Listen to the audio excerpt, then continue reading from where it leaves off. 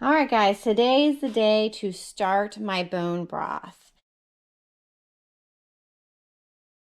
So this was taking up a lot of space in my freezer. These are the bags that I got when we ordered our half a cow. It has some neck bones and soup meat, which has a lot of bones on it. So what I plan to do is take these and put them in some trays here, and I'm gonna roast them in the oven at 400 degrees for an hour, and that will help kind of caramelize everything. And then I'm gonna put it in my big roaster pot here.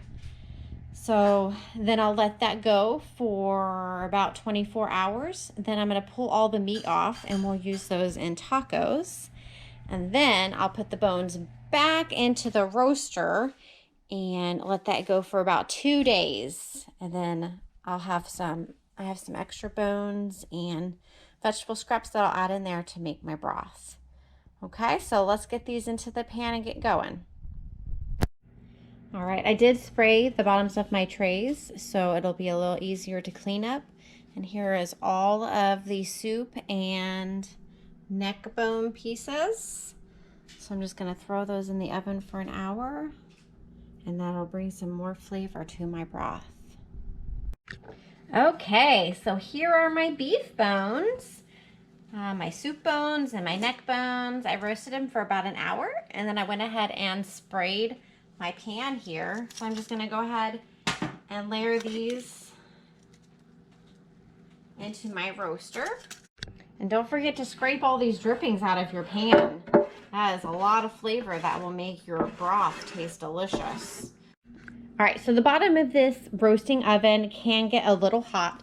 So I have a pot holder on each side, plus a really a big one underneath right in the middle that you can't see, you know, like one of the big hand ones. So I have that under there, and everything is moved away from the outer part of here just so it doesn't conduct any heat there. And then what I'm going to do is I'm just going to turn it up to about 200 and just let it go low and slow. All right, so these cooked down all afternoon, all night, and part of this morning. We had a little field trip to go to with one of our homeschool groups, so we went to the zoo this morning. So when I came home, I pulled all of these bones out and I put them in one of those roasting pans I put them in the oven with yesterday. And I pulled all the meat off, and this is all the meat I got, which is kind of a lot. But I did notice I didn't have all of this under water, and some of it that was on the top or maybe touching the side was a little crispy. So I just put the really crispy, hard pieces back in here, and I just kept the nice soft meat here, and we're gonna have tacos. So I also grabbed this bag of scraps that I've been saving in my big outside freezer. It's just got some vegetables, onions, celery pieces, some carrot ends, and these are some beef bones from steaks and stuff that I saved. They're still from the same half of a cow. So I'm going to put all of these in there and then fill it up with water. All right. All my veggie scraps. And then I'll probably add a little bit more salt, and just gonna go ahead and fill it up with water.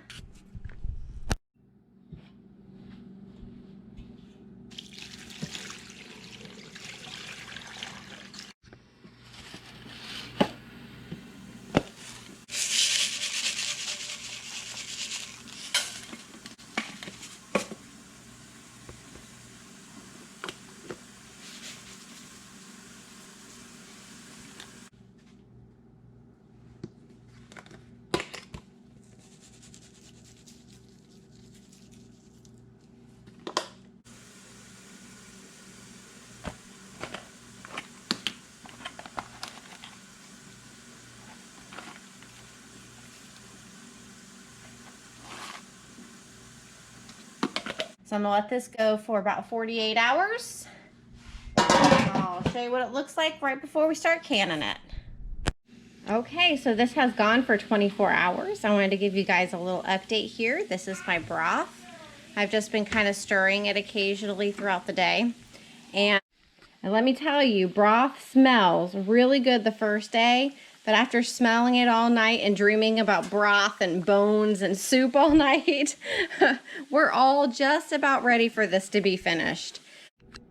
Today is the day. It is ready. So let's go ahead and I'm going to start taking out all of the bones.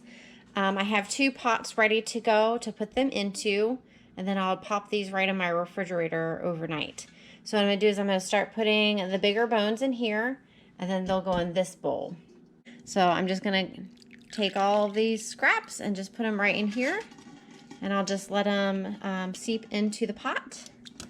And then once it stops dripping, then I will move this into my bowl of bones. All right, here's all the main bones that I got out using the tongs. So from here, what I'm going to do is use my measuring cup to scoop it out. I can see a nice thick layer of fat on top of here, and all of that will solidify. You want to make sure that does not go in your jars when you can them, because it can make it go rancid really, really quickly. So basically it's not even shelf stable with that amount of fat on there. So I'm gonna go ahead and get the rest of it into these pots. Here, I'm gonna pull my sleeve up here real quick. And I'm going to just dip my measuring cup in here, and that's a quick way to, instead of like ladling it until I can, you know, pick up the pot and pour it, not till the very end. So right now that all that's left is maybe the veggie scraps and some chunks of fat that didn't render down.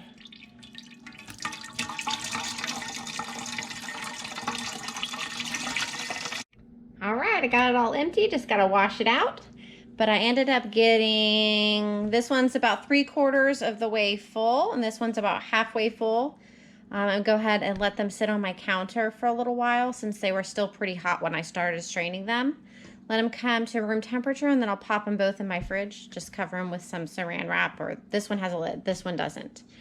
And then this is all of the extras that was in the pot that gave it all the flavor, all of the little bits of meat and vegetables and bones. You know, you could do this on your own. Even if you don't buy half a cow, you can call your local butchers, and most of the time they will have bones that you can buy for them, and some will give them to you for free, but it doesn't hurt to ask and call if you don't have your own bulk meat like this. Or just save your bones from your roasts and your steaks and stuff, and you can add them all together for one big batch at the end of the year.